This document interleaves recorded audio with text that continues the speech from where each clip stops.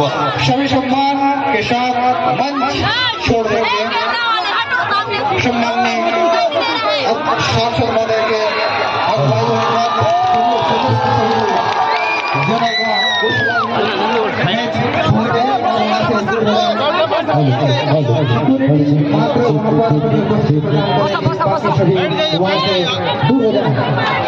YouTuber blogger के से निवेदन दूर से अपना ब्लॉग बनाए। अरे यार बीच में मत आना, साइड हो जाना दीदी। संदेश भी जोहार बुढ़ाल पेंता बुढ़ाल पेंता जिम्मेदारी आना साइड होना भी जिम्मेदारी आना। आप सभी को तहे दिल से चप्पल सेवा जोहार। आज राजस्थान से कोंडागांव बस्तर छत्तीसगढ़ 1,500 किलोमीटर दूर से आपने मुझे दिल से आमंत्रित किया और मुझे आने का सौभाग्य मिला। और आप सबका जो प्रेम, आप सबका जो स्नेह, आप सबके अंदर एक अपनत्व की भावना ने हमारा दिल जीत लिया। आज गोरवाना समाज समन्वय समिति के द्वारा ठाकुर जोहार ने कार्यक्रम हमारे आदिवासी समुदाय के पुरखों द्वारा इस फसली त्योहार को पूरे देश के अंदर मनाया जाता है। ये कि अलग अलग इलाके के अंदर अलग अलग प्रकार अलग अलग नाम से संबोधित किया नहीं कर रहा है, लेकिन ये तो फसली त्योहार इसके बारे में जैसे मैंने समझा, मुझे मेरे इलाके के अंदर हम भील समूह से आते हैं। आदिवासी समाज का डीएनए और ये आदिवासी समाज का डीएनए होने की वजह से आदिवासी है और यही आदिवासियत आज आपके बीच में खिंच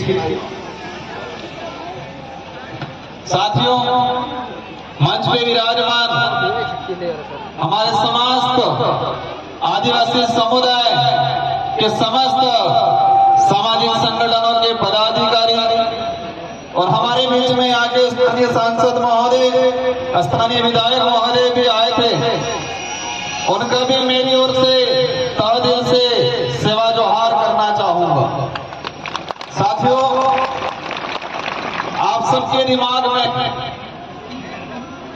कई प्रकार के सवाल होंगे। कई दिनों से प्रचार प्रसार चल रहा था कि राजस्थान से राजकुमार सांसद है, वो यहाँ पर आ रहे हैं। मुझे इस काबिल बनाने के लिए बांसवाड़ा डूंगरपुर राजस्थान की जनता ने रात दिन मेहनत करके मुझे सांसद बना के दिल्ली के अंदर भेजा। ये उम्मीद की है कि उस क्षेत्र का तो प्रतिनिधित्व करना है, लेकिन पूरे देश के आदिवासी दलित पिछड़ों का भी प्रतिनिधित्व दिल्ली में करना है। ये जिम्मेदारी मुझे दी गई और उसी अपनत्व की वजह से आज आपने मुझे आमंत्रित किया। साथियों, मैं इस इलाके में पहले आया था, एक बार विधायक था तो, और मैं मेरे पूर्व विधानसभा क्षेत्र की जनता को भी धन्यवाद देना चाहता हूं, जिस जनता ने मुझे 2 बार विधायक बनाया और वो भी राजस्थान के अंदर हाईएस्ट मतों से जिता के भेजा। और अब कितनी बार मुझे सांसद बनने का अवसर मिला। 2 बार विधायक, 1 बार सांसद बना, जनता ने बनाया। अगर मैं आदिवासी समाज का सर्टिफिकेट नहीं लगाता तो शायद मुझे सांसद बनने का, विधायक बनने का अवसर नहीं मिलता। मेरे पास कितनी भी बड़ी ताकत होती, भले धन बल होता, बाहुबल होता, कुछ भी होता, लेकिन मेरे पास आदिवासी समाज का सर्टिफिकेट नहीं होता तो मुझे सांसद बनने का अवसर नहीं मिलता और मैं सांसद नहीं बनता तो शायद आप मुझे यहाँ पर बुला के आमंत्रित करके मान सम्मान नहीं देते। साथियों, आज ये कार्यक्रम है ठाकुर जोहारनी हमारे पूर्वजों को, हमारे पितृ देवताओं को हम पूछ के नई जो फसल तैयार होती है, इसके बाद हम लोग हमारे अन्य गतिविधि और उस फसल का हम हमारे जीवन में खान पान में उपयोग में लेते हैं। मैं पूर्व वक्ताओं का भाषण सुन रहा था और कल से आया तब से मैं यहाँ के लोगों की मनोस्थिति, यहाँ की वर्तमान जो परिस्थितियां हैं सारे के बारे में समझ रहा था। साथियों, हमारा देश को विदेश में जब पहचाना जाता है, इस देश के प्रधानमंत्री महोदय हो या हमारे देश के राष्ट्रपति महोदय हो, कभी भी विदेश में जाते हैं तो जो मंच पे बुलाया जाता है, मंच पे बुलाने से पहले क्या कहा जाता है कि ये उस देश के प्रधानमंत्री या राष्ट्रपति महोदय है जिस देश को महान कहा जाता है। क्या संबोधन दिया जाता है कि ये इस देश के प्रधानमंत्री या उस देश के राष्ट्रपति महोदय है जिस देश को महान कहा जाता है, उस देश में अतिथि देवो भव कहा जाता है, मतलब मेहमान भगवान के बराबर होता है ये कहा जाता है। उस देश से हम ये आ रहे हैं, ये संबोधन दिया जाता है। ये सब पहचान में नहीं है। यही बात शहर में जाएंगे, अनजान व्यक्ति जाएगा, दरवाजे पे रोक लिया जाएगा, कौन हो, किस लिए आए हो, ये पूछा जाएगा, इसके बाद उसको प्रवेश दिया जाएगा। तो अतिथि देवो जो भव शब्द है वो कहीं न कहीं आदिवासी समुदाय की संस्कृति, समुदाय के रीति रिवाज और आदिवासी समुदाय के अंदर जिस तरह से हमारे अतिथि को आज एक देवो भव शब्द के संबोधन के हिसाब से लाया गया, तो ये अतिथि देवो भव आदिवासी समुदाय की संस्कृति से निकला हुआ शब्द है जो विदेश में आज प्रचलन में और हमारे देश का एक मजबूत शब्द के रूप में यूज किया जाता है। साथियों, एक सवाल आपके अंदर भी है, मेरे अंदर भी है कि सांसद देश में बहुत हैं, हमारे छत्तीसगढ़ में भी हैं, लेकिन आपने मुझे यहाँ पर क्यों बुलाया और मैं यहाँ पर क्यों आया, ये सवाल है। मैं जो समझता हूं कि मैं जो सांसद के रूप में हूं, लेकिन मैं ये समझता हूं कि मुझे जिम्मेदारी मिली है, जिस समाज का सर्टिफिकेट लगा के मुझे सांसद बनाया गया है, उस समाज का कर्ज उतारना है। ये सोच के मैं रात दिन मेहनत करता हूं, काम करता हूं, इसीलिए आपने मुझे यहाँ पर बुलाया। साथियों, हमारे समाज की अगर बात करें ऐतिहासिक पृष्ठभूमि की, आजादी से पहले अंग्रेजों से लड़े, राजा रजवाड़ों से लड़े, सामंतों से लड़े, मुगलों से लड़े। अगर आजादी के पहले का चिट्ठा निकाल के देखते हैं तो इस देश में सबसे ज्यादा अगर कोई शहीद हुआ है तो आदिवासी समुदाय का व्यक्ति शहीद हुआ है। भारत देश को आजाद कराने में अगर सबसे ज्यादा किसी का खून बहा है तो वो आदिवासी समुदाय का है, हमारे पूर्वजों का है। लेकिन दुख की बात ये है, कि हमारा इतिहास कई किताबों में, कई पाठ्यक्रमों में एक गौण हो गया, लाइन के मात्र हमारा इतिहास हो गया। आजादी के बाद को अगर देखें, इस देश में अगर प्रतिदिन कई अत्याचार होता है, इस देश में विस्थापन होता है, तो सबसे ज्यादा अत्याचार और सबसे ज्यादा विस्थापन अगर हो रहा है तो आदिवासी समुदाय का हो रहा है। आज की तारीख, भले वो छत्तीसगढ़ में हो, भले वो झारखंड में हो, भले वो राजस्थान में हो, लेकिन विकास के नाम से अगर विस्थापन होता है तो सबसे ज्यादा आदिवासी समुदाय का है। ये जो कागज पकड़ाया गया मुझे, हमारे आयोजन कमेटी ने बताया कि इन मुद्दों पे बात करना है। साथियों, हमारी जो संस्कृति है, परंपरा है, ये हमारी आइडेंटिटी है। अगर वो आइडेंटिटी नहीं रहेगी तो हमारी पहचान खत्म हो जाएगी, और पहचान खत्म हो जाएगी तो प्रमाण पत्र मिलना भी मुश्किल हो जाएगा, और प्रमाण पत्र मिलना मुश्किल हो गया तो हम अधिकारी नेता बनना भी मुश्किल हो जाएगा। इसलिए हमारी जो संस्कृति है, कई लोग पढ़े लिखे बनने के बाद, अधिकारी नेता बनने के बाद ये कहते हैं कि ये तो पुराने जमाने का काम है। हमारी संस्कृति के बारे में, हमारी पूजा पद्धति के बारे में कुछ लोग तर्क देते हैं कि जमाना बदल गया है, हमको बदलना पड़ेगा, कब तक ऐसे न ऐसे रहोगे, ये कहा जाता है। लेकिन वो उसको उस काबिल कहलाने के लिए और उस काबिल बनाने में संस्कृति का बहुत बड़ा योगदान है। जो व्यक्ति ऊपर जाके ये बोलता है, उसको उस काबिल बनाने में इस संस्कृति का बहुत बड़ा योगदान है। और हमारे आदिवासी समुदाय की संस्कृति, हमारी परंपरा, रीति रिवाज हमारे विकास में कहीं पर भी बाधक नहीं है, वो हमेशा सहायक के रूप में काम करती है। हमारी संस्कृति हमारे विकास में सहायक है, न कि बाधक है। बाधक नहीं है, सहायक है।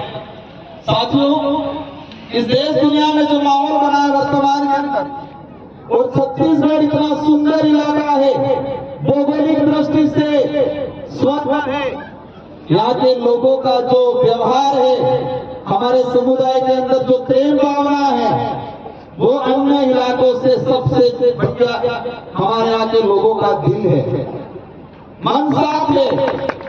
एक सुंदर छत्तीसगढ़ को पूरे देश में अलग नजरिए से देखा जा रहा है। आज मुझे दुख है इस बात का, एक सुंदर छत्तीसगढ़ जो भौगोलिक दृष्टि से, सांस्कृतिक दृष्टि से, यहाँ के लोगों का व्यवहार, यहाँ के लोगों का प्रेम भाव पूरे देश है, लेकिन छत्तीसगढ़ को पूरे देश में वर्तमान में एक अलग नजरिए से देखा जाता है। दिल्ली देश की राजधानी में कोई न्यूज छपती है,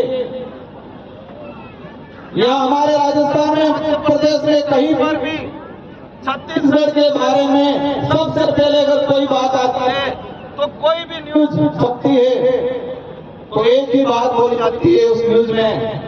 क्या बोला जाता है कि नक्सलाइट इलाका आज में छत्तीसगढ़ आया तो जो आदिवासी समूह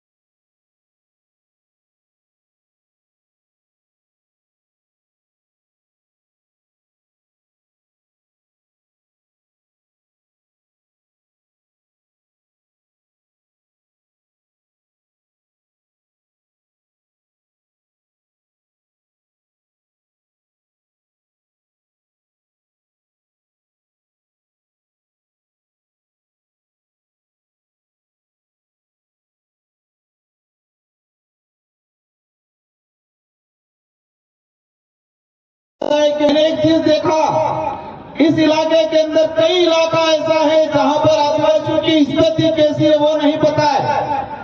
आदिवासियों को एजुकेशन मिल रहा है कि नहीं मिल रहा है वो नहीं पता है। आदिवासियों के गांवों तक सड़क जा रही है वो नहीं पता है। और कई इलाका ऐसा है कि उन इलाकों के अंदर आदिवासी समुदाय के आधार कार्ड भी नहीं बने हैं, वोटर आईडी भी नहीं बने।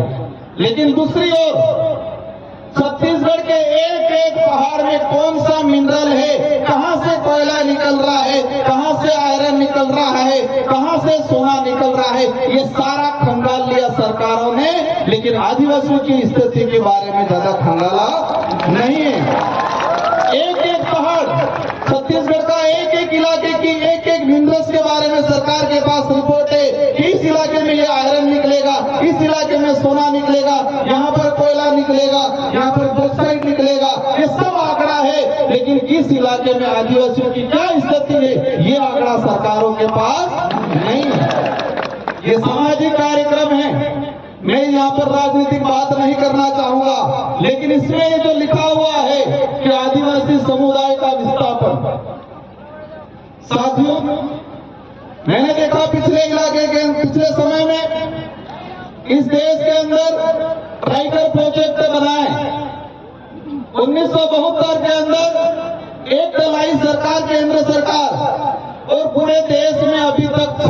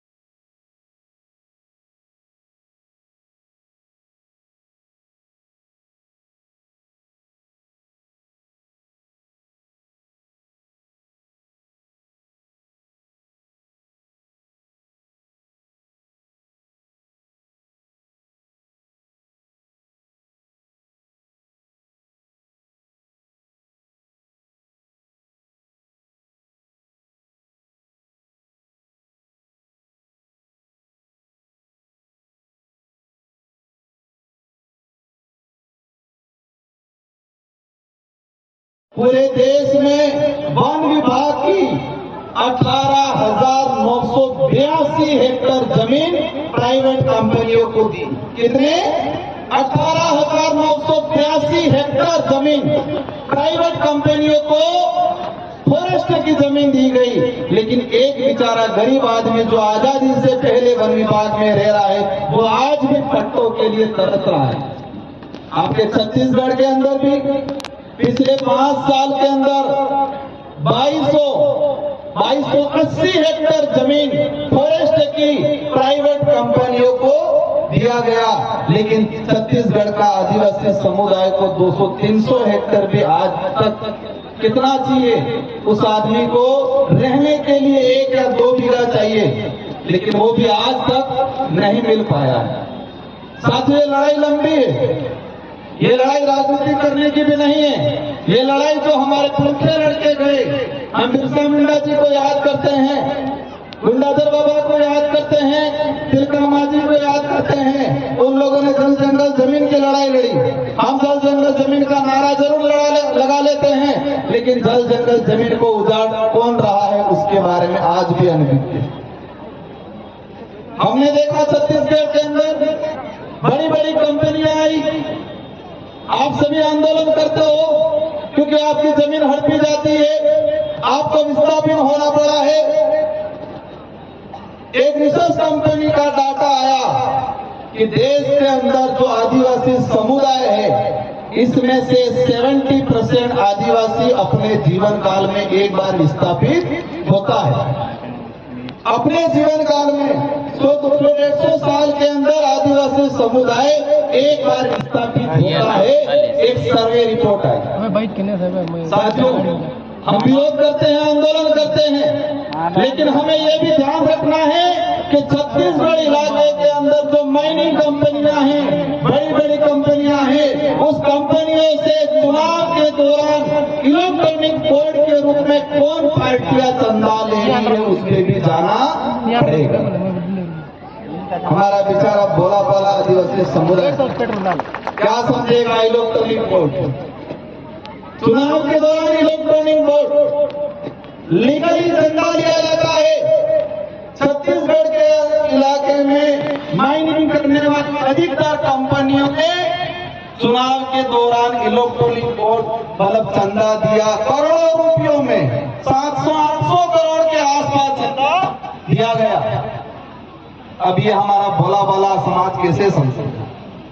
साथियों, नारायणपुर के अंदर थल मैं आया, मुझे जानकारी मिली, मैंने न्यूज़पेपर में पढ़ा था। हम सेना का सम्मान करते हैं। जितना आदिवासी समुदाय इस देश की आजादी में लड़ा है, जो शहीद हुआ है, जो आज तक जो शहीद हुए हैं, उनसे कई गुना है, हम सम्मान करते हैं। लेकिन आदिवासी समुदाय के अंदर सेना के प्रति गलत भावना लाने का काम वर्तमान में किया जा रहा है। वो भावना कैसे आएगी? क्योंकि आदिवासियों की जमीन रख के अगर सेना के कैंप लगाएंगे, थल सेना को यहाँ पर जो कैंप रेंज लगाया जा रहा है, तो आदिवासी और सेना के बीच में टकराव वाली स्थिति पैदा होगी। पैसा एक्ट में प्रावधान है, शेड्यूल 5 में प्रावधान है कि 5वीं अनुसूची अंतर्गत आदिवासियों की जमीन न सरकार ले सकती है, न ही कोई गैर आदिवासी व्यक्ति ले सकता है। ये किसमें प्रावधान है? शेड्यूल 5 में प्रावधान है। सरकार भी किसी भी परियोजना को लगाने के लिए आदिवासियों की जमीन नहीं ले सकती है जब तक ग्राम सभा इसको सहमति नहीं देती। अब ये अधिकार कैसे मिला? 5वीं अनुसूची के अंदर ये अधिकार कैसे मिला हमको? किसी ने दान में दिया क्या? ये हमारे पुरखों ने लड़ा, अंग्रेजों से लोहा लिया, अपनी जान गंवाई। इसके बाद अंग्रेजों ने और संविधान निर्माताओं ने विचार किया कि ये समुदाय हजारों सालों से जल जंगल की जमीन की लड़ाई लड़ता आ रहा है, इसलिए उनको विशेष प्रावधान देना पड़ेगा ताकि आने वाले समय में जल जंगल जमीन नहीं उजाड़ी जाए। इसलिए 5वीं अनुसूची का प्रावधान किया गया। लेकिन आज ये नहीं हो रहा है। पैसा एक्ट की पालना नहीं हो रही है, शेड्यूल 5 के प्रावधानों की पालना नहीं हो रही है। बिना सहमति के हर जगह पे, मैं हसदेव गया था बीच में जब विधायक था, वहां पर जाके देखा फर्जी ग्राम सभा बना दिया गया। सरपंच को, ग्राम पंचायत को पता ही नहीं है, फर्जी ग्राम सभा बना दिया गया। इस तरह की जो गतिविधियां हो रही है, इस मंच में विराजमान सामाजिक संगठन और सभी पार्टियों के पदाधिकारियों से मेरा अनुरोध है कि हम जिस समाज का सर्टिफिकेट लगा के इस लेवल तक आए हैं, उसका कर्ज अदा करने का आपको काम करना है आने वाले समय में। हम चाहते हैं हमारे देश का विकास हो, हम भी चाहते हैं हमारा देश विश्व में सबसे बड़ी ताकतवर शक्ति बने, लेकिन आदिवासियों को खत्म करके उसको ताकतवर शक्ति नहीं बना सकते हम। साथियों, लंबे समय से हमारे इस इलाके के अंदर देखा गया है फर्जी प्रमाण पत्र वाला। कुछ लोग आदिवासियों से नफरत करते हैं, लेकिन रिजर्वेशन का लाभ लेने के लिए फर्जी प्रमाण पत्र पूरे देश में बनाए जा रहे हैं। आपके बस्तर में भी बनाए जाते होंगे, छत्तीसगढ़ में भी बनाए जा रहे हैं, पूरे राज्य में बनाए जा रहे हैं। साथियों, ये प्रमाण पत्र क्यों मिला हमें? हमारे यहाँ कपाल पे या हमारे पीछे कहीं लिखा नहीं है का आदिवासी? कहीं लिखा हुआ है क्या? नहीं। एक तो डीएनए से पता चलेगा, दूसरा संस्कृति से पता चलेगा, कल्चर से पता चलेगा, पूजा पद्धति से पता चलेगा। लेकिन धीरे धीरे देश के अंदर हम देख रहे हैं कि हमारी संस्कृति पे कलम चढ़ाने का काम हो रहा है, हमारी पूजा पद्धति पे कलम चढ़ाने का काम हो रहा है। और धीरे धीरे हम पढ़े लिखे कई लोग संस्कृति को भूलने की बात भी किया जाता है। साथियों, एक लंबे समय से जंग चली रहती है पूरे देश के अंदर। मैं सांसद बन के गया और मेरे सांसद के अंदर बोला कि आदिवासी समुदाय धर्मपूर्ण समुदाय। हमारे संचालक महोदय कह रहे थे कि यहाँ पर हमें ये राजनीतिक मंच नहीं है, ना ही ये धार्मिक मंच है, लेकिन ये ज्ञापन दिया, उसमें मुझे लिख के दिया गया कि आदिवासी धर्म कोड लागू करने पर। इस ज्ञापन में लिखा गया है कि आदिवासी धर्म कोड जारी किया जाए। जब इस बात काफी भूचाल आता है। क्यों समस्या आ रही है? पता नहीं माइक के साथ।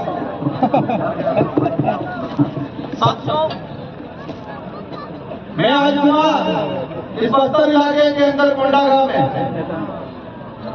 मैंने सभी धर्मों को नजदीक से देखा है, सभी धर्म की धार्मिक परंपरा को भी देखा है। जैन धर्म की परंपरा को देखा है, हिंदू धर्म की परंपरा को देखा है, ईसाई धर्म की परंपरा को देखा है, बौद्ध धर्म की परंपरा को देखा है। लेकिन आदिवासी समुदाय की धर्म परंपरा, भक्ति परंपरा, हमारी पूजा पद्धति किसी भी धर्म से मेल नहीं खाती। इसीलिए अपनी आइडेंटिटी को लेके पूरा देश का आदिवासियों का अलग से धर्म कोड की मांग कर रहे हैं। क्या इस बात में आप सभी सहमत हो? पक्का? सहमत कौन नहीं है? सब सहमत है। हम ये कहते हैं कि हमारा बाप, हमारे खुद के बाप की बात करते हैं तो दूसरों को दिक्कत थोड़ी होनी चाहिए। होनी चाहिए क्या? एक संस्कृति हुई है पूरे देश के अंदर। हम किसी भी धर्म के विरोधी नहीं है, हम किसी भी धर्म के विरोधी नहीं है, लेकिन आदिवासियों की अपनी परंपरा, अपनी आइडेंटिटी को बचाना हमारी जिम्मेदारी है। और उसमें जब भी बात करते हैं, मैंने संसद के अंदर भी कहा था कि आदिवासी समुदाय न हिंदू है, न ईसाई है, न सिख है, न बौद्ध है, आदिवासी है। हमें आदिवासियों की संस्कृति, हमारी आइडेंटिटी को बरकरार रखना है। आप सभी के साथ से हमारी लड़ाई धर्म की नहीं, एक बात यदि समझना है, हमारी लड़ाई हमारी संस्कृति बचाने की है। हमारी लड़ाई हमारा इतिहास को, वास्तविक इतिहास को आने वाली पीढ़ी को बताने की है। हमारी लड़ाई रिजर्वेशन की है, हमारी लड़ाई जमीन की है, हमारी लड़ाई आइडेंटिटी बचाने की है। लेकिन धर्म की बात इसलिए बार बार छेड़ी जाती है। इस देश के अंदर हमने देखा कि आदिवासी समुदाय कई इलाके में ईसाई भी बना हुआ, कई इलाकों में आदिवासी समुदाय, महाराष्ट्र का कुछ इलाका उधर मुस्लिम भी बना हुआ है, कुछ इलाकों में आदिवासी समुदाय हिंदू भी बना हुआ है, कुछ इलाकों में आदिवासी समुदाय सिख भी बना हुआ है। इस देश के प्रत्येक कोने में हर इलाके में आदिवासी समुदाय है, लेकिन अलग अलग धर्मों में बटा हुआ है। इसी वजह से छत्तीसगढ़ या बस्तर या किसी झारखंड में आदिवासी समुदाय पे अत्याचार होता है तो देश का आदिवासी एक नहीं हो पा रहा है।